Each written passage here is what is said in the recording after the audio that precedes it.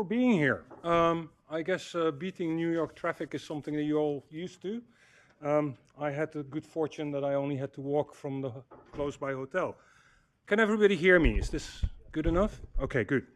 So I want to muse a little bit about cybersecurity, but more from the perspective of internet security. What is it that is important for the internet as a system, as a whole, in terms of cybersecurity? Of course, I'm with the Internet Society and we care about the internet. We believe that the internet brings economic and social prosperity to people around the globe and that it should continue to do so. But we also believe that that is under threat. And what I want to do is take you a little bit on a journey, going over what we see and what people do in the field to actually create improvements.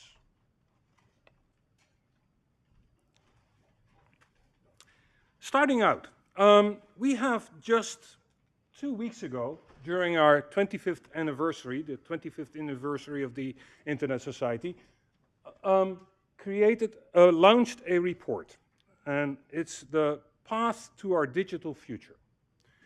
That report is based on, and now I cannot read my slides here, and the numbers are sort of important, based on 130 in-depth interviews with internet experts, users, global meetings, a survey for 3,000 people, and a lot of interpretation and trying to understand the issues that concern people when they think about the internet 5, 10, 20 years out.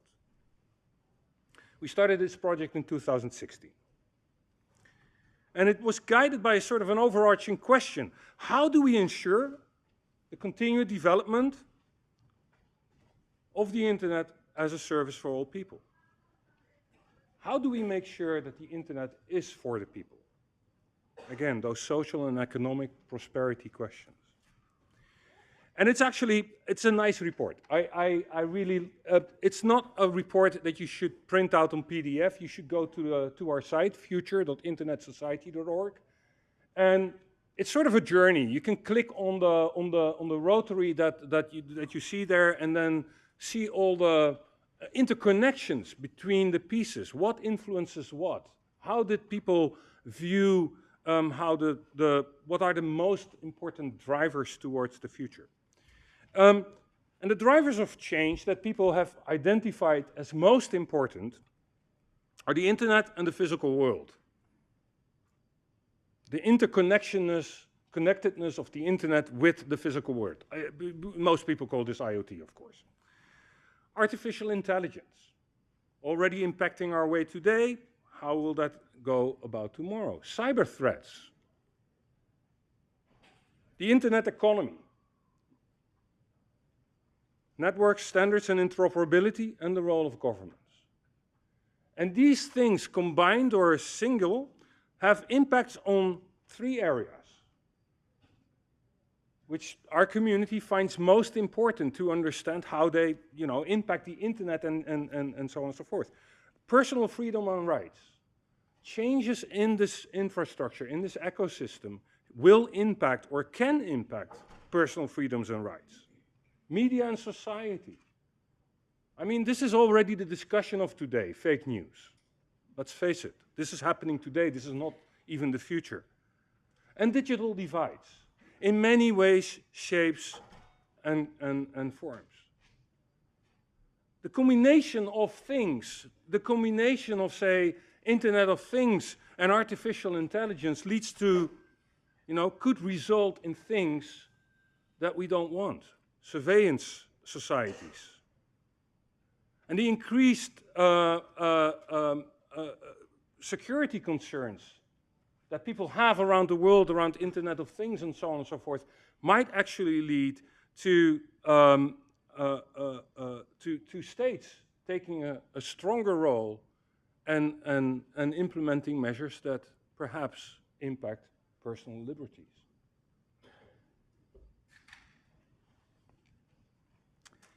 So, in this context of cyber, I'm focusing a little bit on the cyber, not on the more societal impacts of the future, but focusing a little bit on cyber.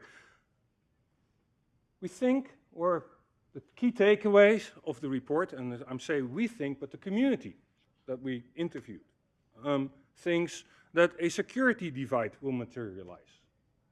Actually, a divide will materialize generally between haves and haves not in the internet.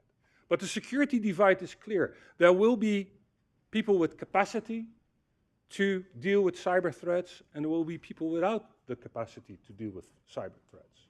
And it might actually be countries or regions or localities. AI and IoT will fundamentally change what it means to be online. Wherever you walk in the future, you will be online. You will be tracked in some way, some shape or form. And it will have far-reaching implications for our society and for economics. And we see this. I mean, look around you. I think you would all agree that this is already happening. And governments in general, thinks our community, are not yet equipped to deal with these future challenges. And I think we as a society are not well equipped with these big changes. We have trouble adapting to these changes. I saw this is cybersecurity metro. This is cybersecurity awareness month. I saw a tweet earlier this day, somebody saying, "Why don't we declare the month over? We're pretty much effed anyway." And that to me is an indication that we're actually ill-equipped with the challenges that we face today, let alone with the challenges that we face tomorrow.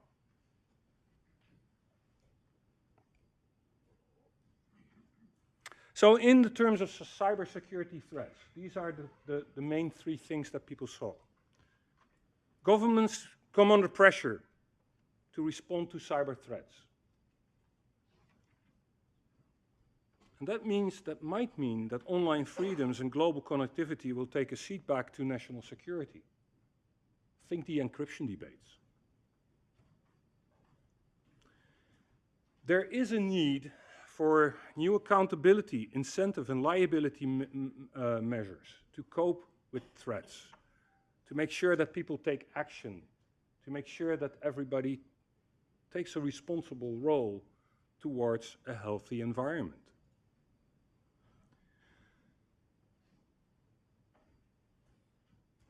And of course, there will be a whole new range of security challenges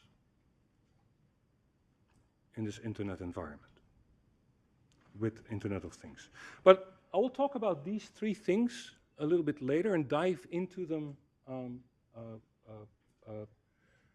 individually, trying to demonstrate a little bit that people are actually trying to cope with these type of things, or try to find ways to get further.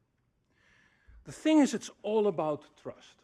And this is a survey that was done last year, or no, earlier this year actually. I often say this is I'm Dutch, and we are full with idioms. We have an idiom for almost everything, and for trust, comes by foot, leaves by horse. If we look at people trust the internet, then only 12%, this bar chart is a little bit weird to read, but only 12% unequivocally say we trust the internet.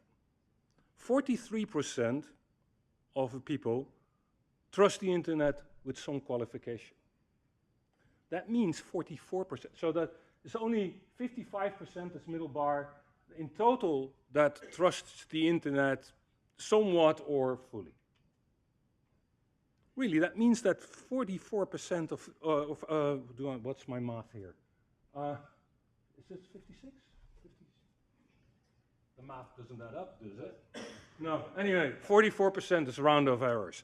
44% actually doesn't trust the internet. And people zooming out of the internet, yeah, is that a good thing? I'm not sure. I actually believe that the internet has something to bring to society. That's why I work for the Internet Society.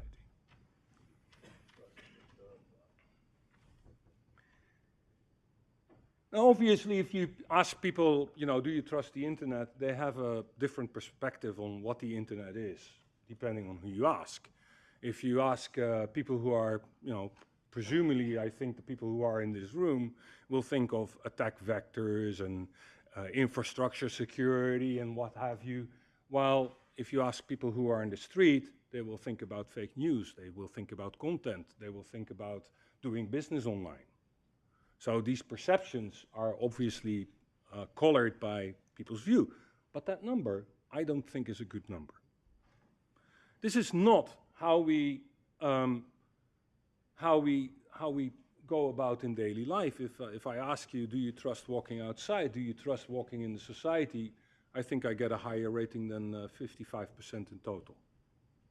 So there's something to do.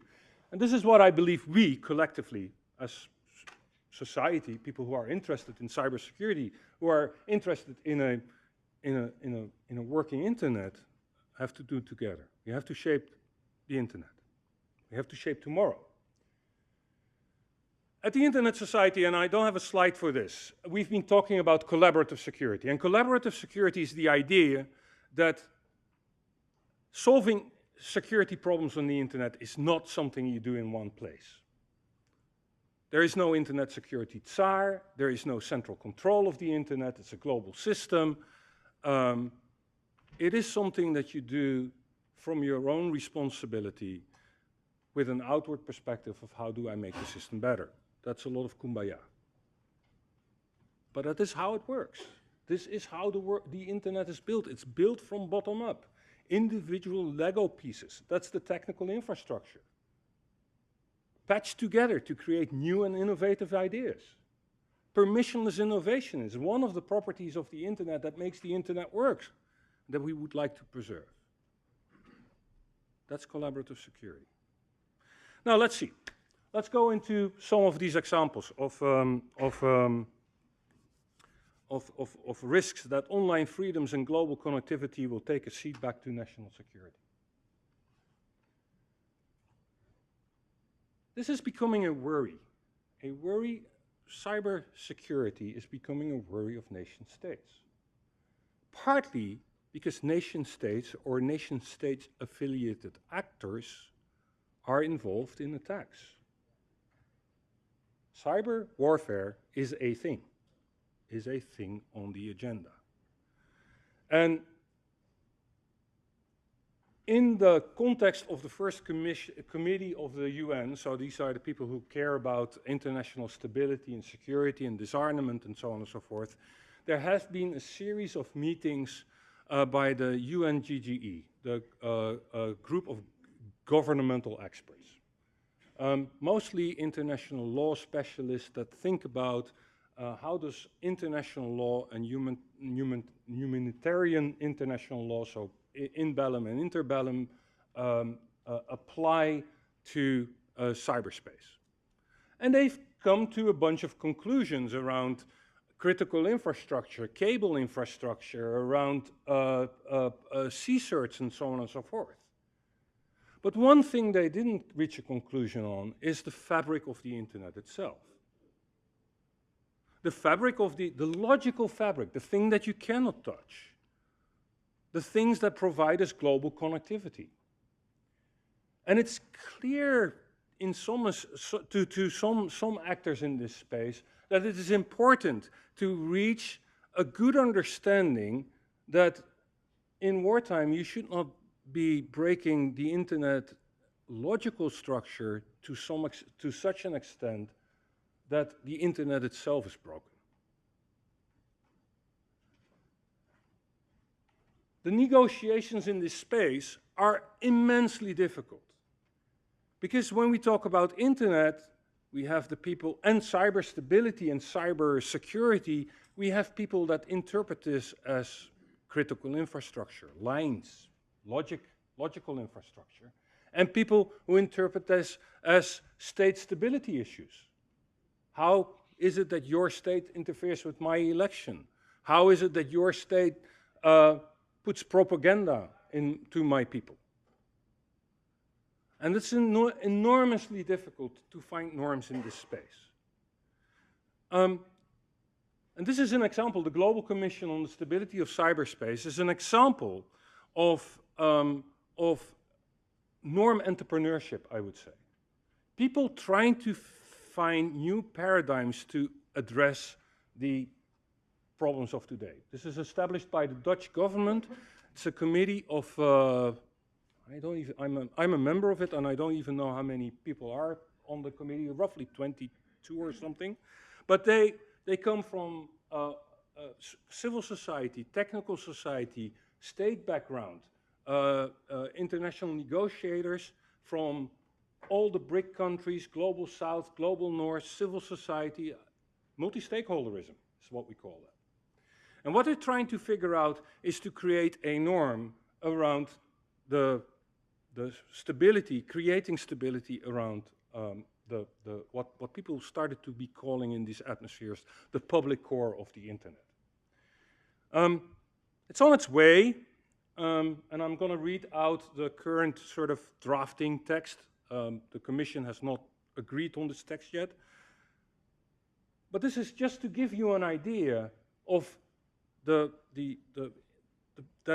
this is a thing, that this is going on, that states at this level are actually interested in creating new norms. And so the language is, states should not conduct or allow ICT activity within their territories that would affect the general availability of the core naming and forwarding functions of the internet. The internet community must also strive towards a working definition of the public core of the internet, one that goes beyond essential technical functions of the internet to include institutions and infrastructures that are indispensable to services provided on it. That's a lot of words. And it takes a lot of negotiation to get to good working definition. And if you say, I don't understand what I just read, I can imagine you don't. We're struggling with the language here. How do you get to a point where you talk about a global commons, which is not really a global commons because it's a virtual thing? It's like, who owns the analysis I thought of last night? It's like, who owns the temperature of the globe? Yeah? The temperature of the globe is also a global commons. How do you create norms around that? I think that's a similar thing there. Anyway, as an example of states being very interested in global cyber stability and security. There's a need for new accountability, incentive, and liability models. How the hell do we get people to do the right thing?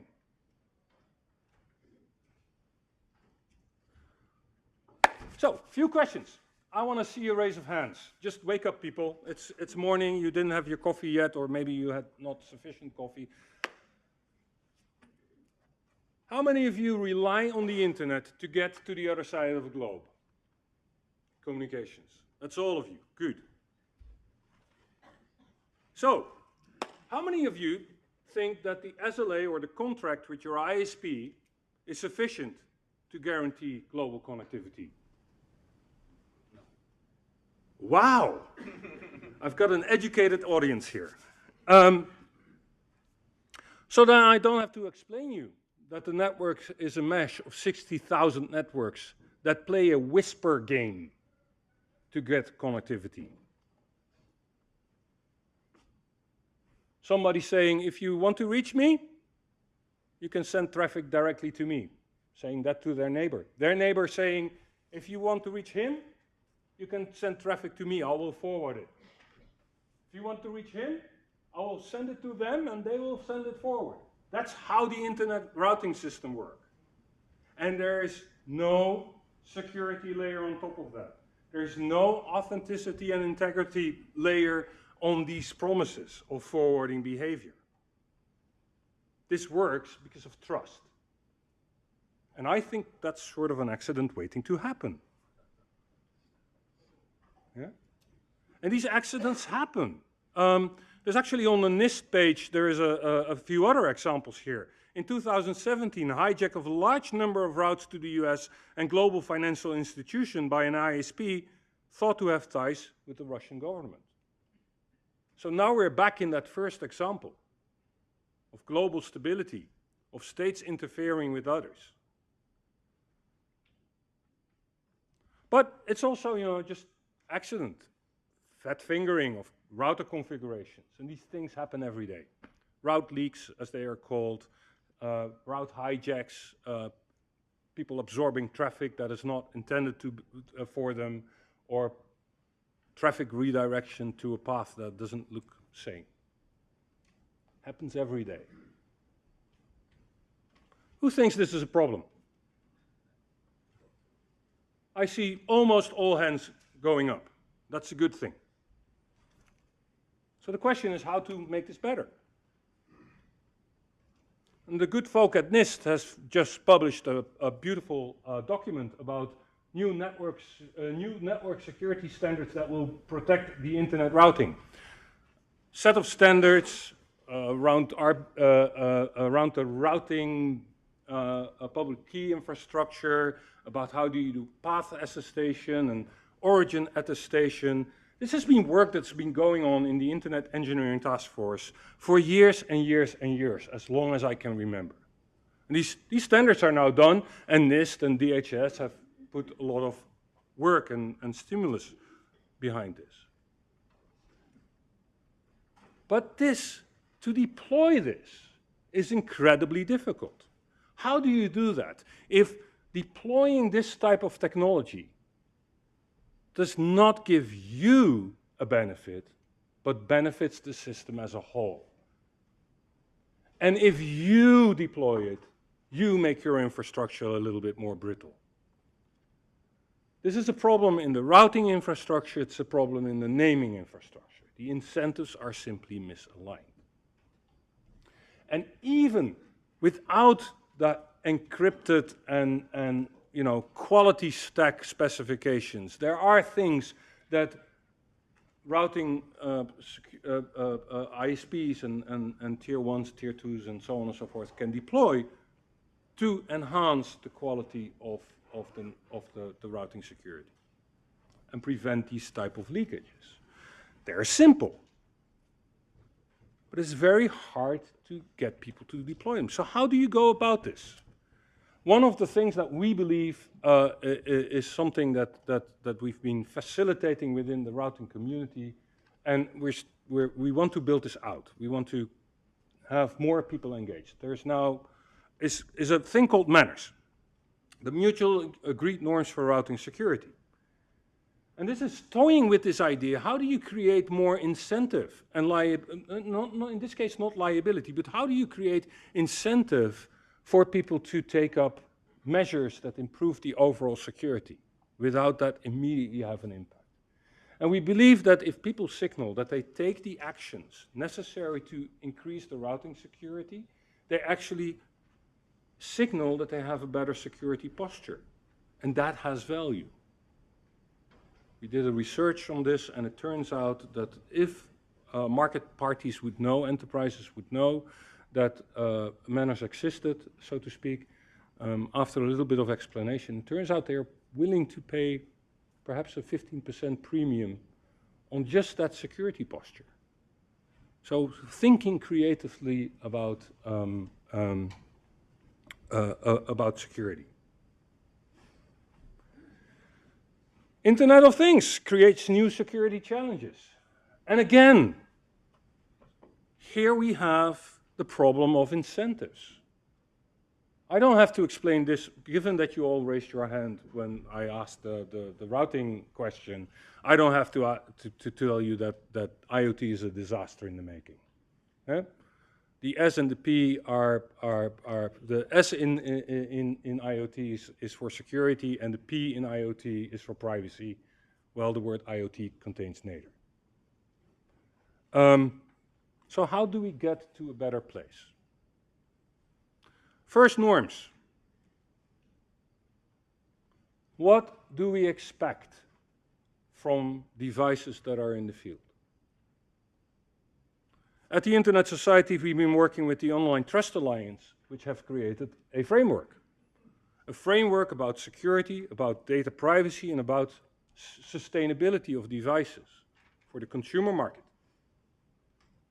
That is norm entrepreneurship that, if we can grow this out to a broader community, might be the basis of sensible regulation, self-regulation, might be the basis for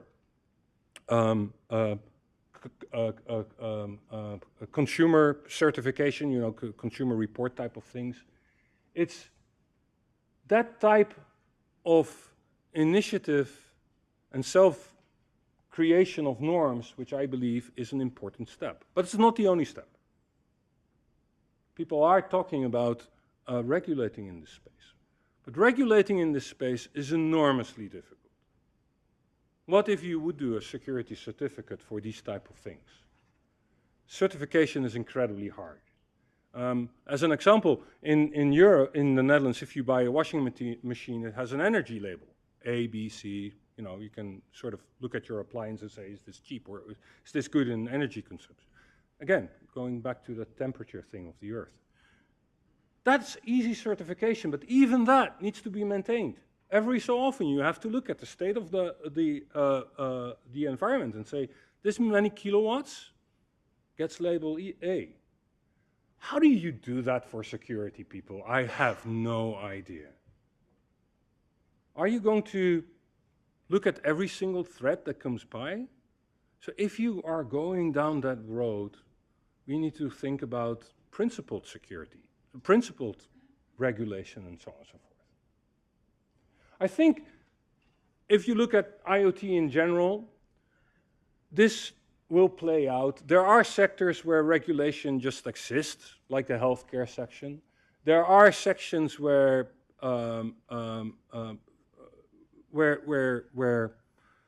there are pieces of regulations that probably apply to IoT, like the European GDPR, which is now sweeping its way across the globe as a sort of baseline privacy requirement. Basically, because if you do business in Europe, you can get a hefty fine if you don't follow those regulations. Those are written in a way that I think, but I'm not a policy geek, apply to the Internet of Things and dealing with privacy too. But there are also other types of questions that we need to have an answer. Measuring our movements, combining with artificial intelligence. How do we go about that? What are the ethical questions here? The point is we need to be incredibly creative. And even us, technologists, might be caught by surprise by things for which we don't really have good answers. And I was struck by this through Blueborn. I don't know, who has heard of Blueborn? This is a vulnerability that's discovered a few weeks ago by a security company. It's basically a few vulnerabilities that could cause worms to spread via Bluetooth. That sounds incredibly scary to me. I've asked around, as far as I know, there's no exploits in the wild, but it's incredibly scary to me. And the reason why it's scary is because for worms and these type of things, our controls are usually in the network. I don't know if anybody here has heard of Bluetooth security controls. Yeah? Yeah? I'd like to talk to you about this because but that scares the hell out of me. You know, how do you deal with this? And how do you make sure that, you know this, but how do you make sure that the people in the street know this, who carry Bluetooth devices? that maybe are on firmware that will never ever be updated again.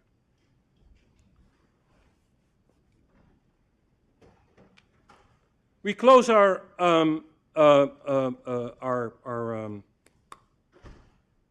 futures report with a number of recommendations.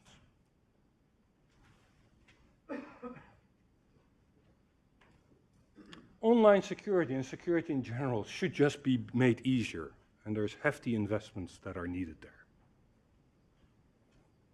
Usable tools. Consumers should never be put in the position, in my opinion, consumers should never be put in the position to even have to think about security. That's a technologist's job. That's what we need to do here.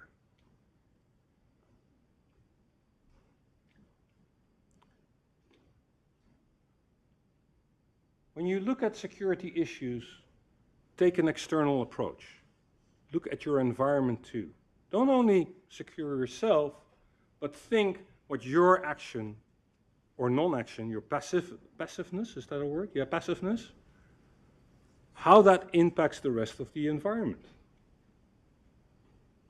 It's nice to have a bunch of incoming firewall rules, but if all your Internet of Things devices start botnetting the rest of the world, you're contributing to a global problem.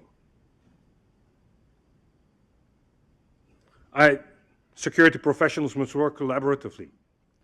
I mean, you all know this. Exchanging vulnerability information and so on and forth is enormously important.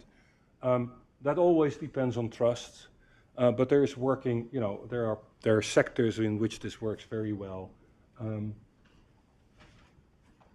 What is important is that I think the cost of security failures should be imposed on the ones that fail, not on the victims. And there are a couple of recent data breaches where I think that was again demonstrated to be exactly the other way around. Another thing that popped up is that we have to make sure that security research stays possible. That's a responsibility for lawmakers and regulators, but also for companies. Be open when hackers approach you, security researchers, I should say. I call them hackers anyway. Be open when they approach you. They have something to offer. Treat them with respect and don't send the lawyers on top of them. They don't need that. It's better for you, it's better for your environment. We, it's all of us.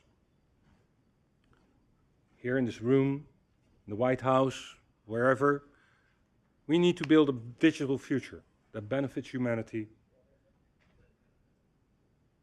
And we need to make that happen today. There's urgency. Shape tomorrow. Thank you.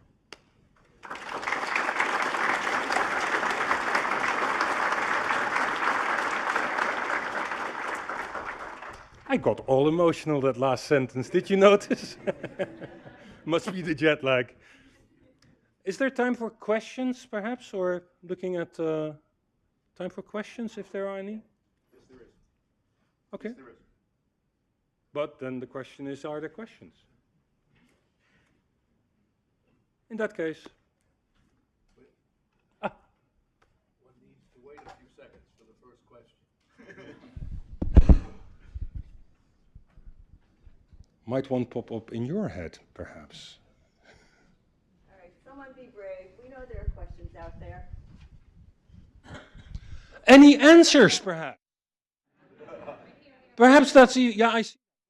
Answers are directions we need to take. But go, My question is there's lots of associations or organizations all trying to do the same thing.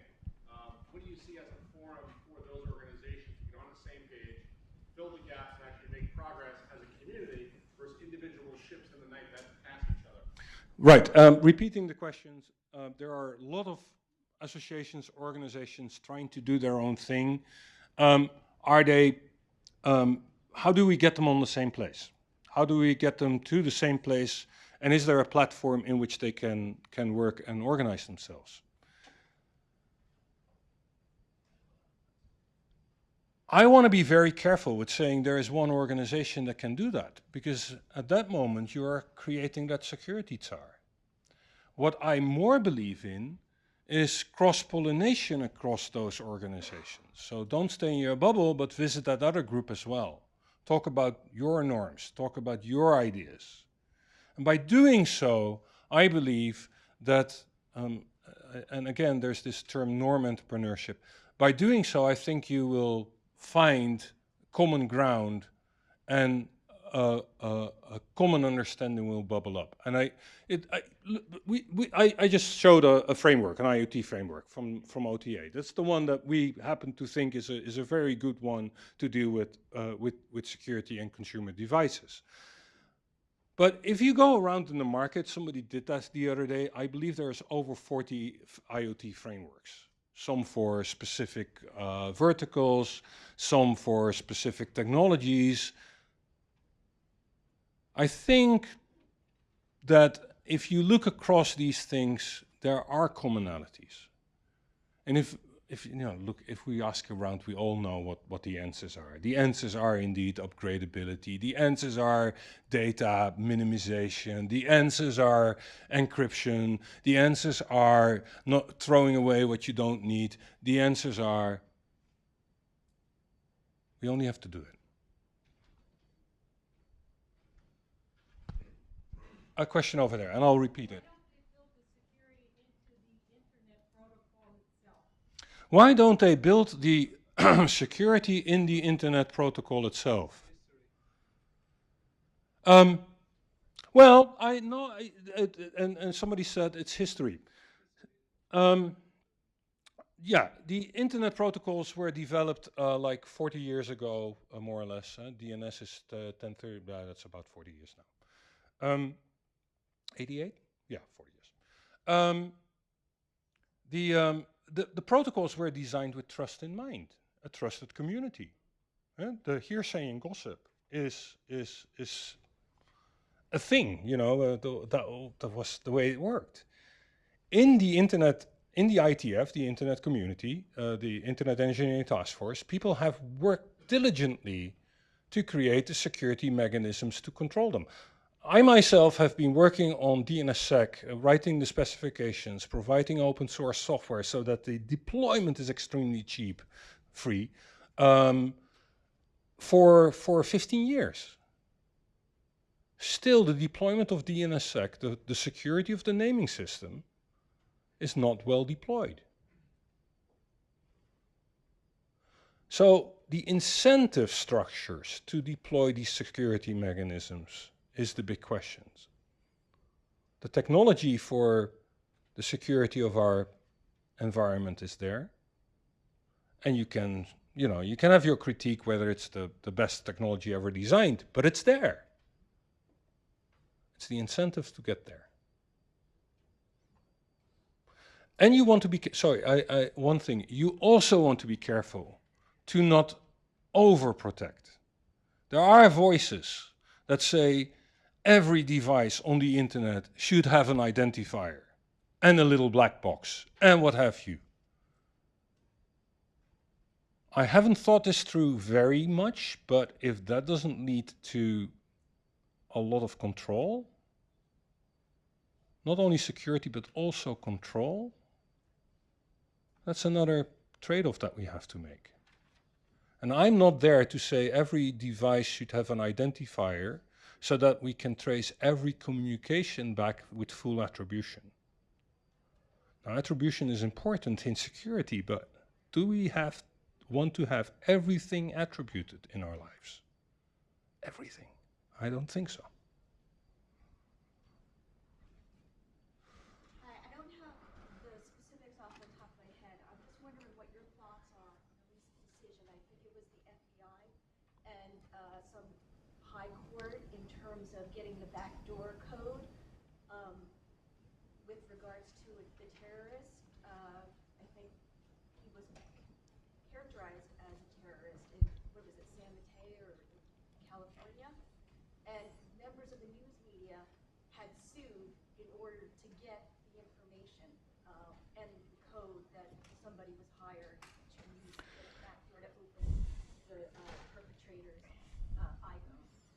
So I'm just wondering what your thoughts in terms of, do you think the public had the right to know, or do you think security superseded that, which is what I believe the legal result was? I'm going to be very careful because I don't know the details of this case, and oh, sorry. The question was around a recent court case here around backdoors of a suspected terrorist, an iPhone, right? So I don't know the details of this specific case. However, I do have a couple of opinions around security and the fact that whether backdoors will ever work or not. I think that if you create backdoors, you will create this big target for everybody to have. If the backdoor is there, everybody wants to have it. And in fact, I think that is what you saw in this, if I understand correctly, that is what you described in this case. So I'm backdoors and so on and so forth. I think that's an incredibly bad idea. In fact, that is a bad idea.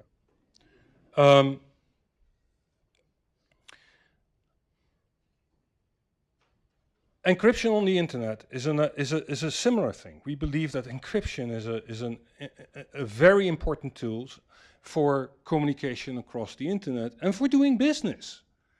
Weakening encryption, don't think about it. Weakening encryption will create, distrust in the internet and so on and so forth. That said, there is a challenge for law enforcement. How do we deal with terrorists and understanding, solving crime? You have an opinion on this, I believe. The discussion is good, but you're now getting nervous about the time. That is a conversation to be had, and we're organizing a debate with the Chatham House, a think tank in London, around this topic. One of the many debates. Again, people are having these conversations in multiple places, hopefully getting to a better understanding and consensus around the do's and the don'ts. Yeah. All right, we want to thank Olaf.